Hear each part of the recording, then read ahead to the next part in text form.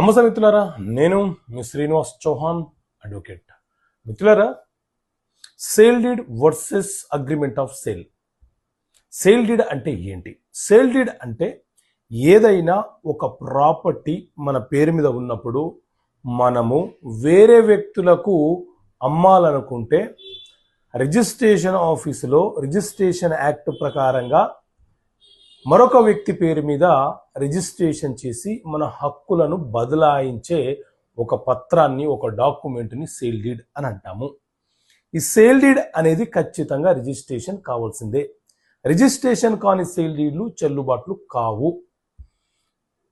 Sale deed ఎవరైనా మన ఆస్తులను బలవంతంగా భయపెట్టి బెదిరించి సేల్ డీడ్ చేసుకుంటే, లేకపోతే ఎంతకు అమ్మాలనుకుంటున్నామో అంత డబ్బు మనకు చెల్లించకుండా చెక్కు రూపంలోనో లేదా వేరే రూపంలో డబ్బు ఇస్తున్నట్టు మోసం చేస్తే కూడా మనము ఆ సేల్ డీడ్ని 3 సంవత్సరాల లోపు క్యాన్సలేషన్ చేసే రైట్స్ ఎవరైతే అమ్మారో ఆ వ్యక్తికి ఉంటుంది.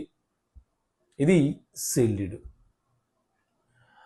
అగ్రిమెంట్ ఆఫ్ సేల్ అంటే ఏంటి అని అంటే, ఏదైనా ఒక ప్రాపర్టీ మనము కొనుగోలు చేయాలనుకుంటే, ఏ ప్రాపర్టీని కొనుగోలు చేస్తున్నాము, ఎంత టోటల్ సేల్ కన్సిడరేషన్ అమౌంట్తో కొనుగోలు చేస్తున్నాము, దానికి గాను మనం ఎంత అడ్వాన్స్ అమౌంట్ చెల్లిస్తున్నామో రాసుకునే ఒక పత్రాన్ని అగ్రిమెంట్ ఆఫ్ సేల్ అంటారు.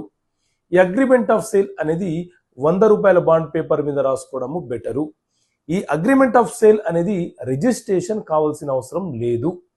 ఎవరైనా మనకు అమ్ముతానని చెప్పి అగ్రిమెంట్ చేసి అడ్వాన్స్ తీసుకున్న తర్వాత మనకు అమ్మకుండా వేరే వ్యక్తులకు అమ్మే ప్రయత్నం చేసినా, మోసం చేసే ప్రయత్నం చేస్తే మనము న్యాయస్థానంలో స్పెసిఫిక్ పర్ఫార్మెన్స్ అనే కేసు ఫైల్ చేసుకొని న్యాయస్థానం ద్వారా ఆ ప్రాపర్టీని మన పేరు మీద రిజిస్ట్రేషన్ చేయమని కోరే హక్కు బయ్యర్కు, కొనుగోలుదారుడికి ఉంటుంది.